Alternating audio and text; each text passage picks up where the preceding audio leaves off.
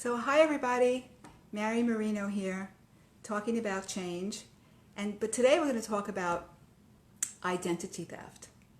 And I'm sure you're thinking, what is this got to do with what Marion's been talking about?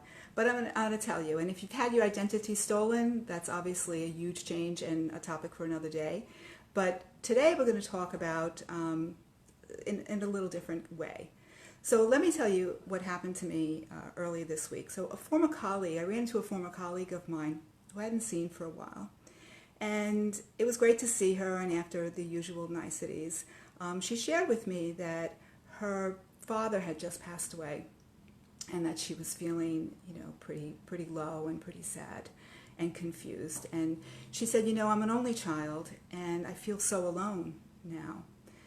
And understandably so. And she said, and she went on to say something that you don't normally hear. She said, I realize with the loss of both my parents now that my life as a daughter is over. And I was initially taken back by the raw emotion and the finality of her statement. But it really got me thinking, of course she's grieving for the loss of her parents. But she's also grieving for the loss of her identity, right? It's a major change, and it's a major ending. And like a thief, change came in and stole her identity unexpectedly. So, it's normal. We all define ourselves by relationships and the situations in our lives. And depending upon how invested we are in those relationships or those situations, defines how we actually determines the impact that these changes have on us. So there are many other cases of identity theft. Obviously, death of a loved one is pretty major. Hey, Maggie. But there's also divorce. Hey, Mimi, how are you? Good to see you. There's job loss. There's retirement. There's job promotion, right? That brings about a change. There's an end of a partnership. There's the letting go of a friendship. There's the end of a relationship. There's marriage. There's birth of a baby. That's a big one. That really sends new parents off on a tangent and trying to accept all the new changes that a new baby brings in their life. And how about when you send that kid off to college and your role as a mom changes?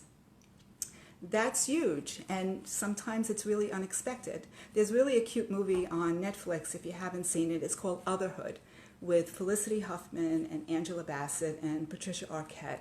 And it's really a coming of age of these three midlife-aged moms who are women who have to redefine themselves after years of raising three successful, independent sons, and who no longer need a mom in that traditional sense.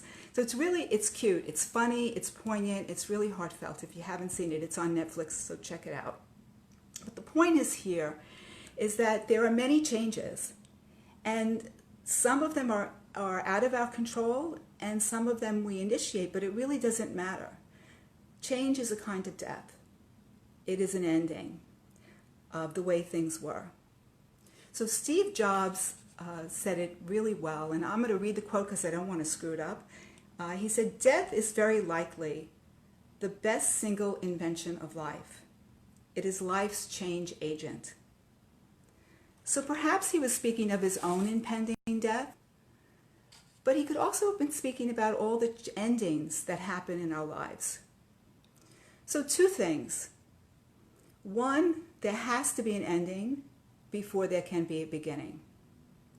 And two, it is in the acceptance of that ending that we truly begin the internal transition to our new identity. So what about you? What ending stole your identity, and how did you respond? Or perhaps you're in the thick of it and you're feeling lost and confused and like my friend. Or maybe you're just wondering what's next, or how can I be a change agent in my own life? So wherever you are, I'd love to hear about it. You can give me your comments below, PM me. I'd love to hear from you. Have a great weekend, and remember, live with integrity. Live with intention, lead with integrity, and learn with inspiration. Have a great weekend.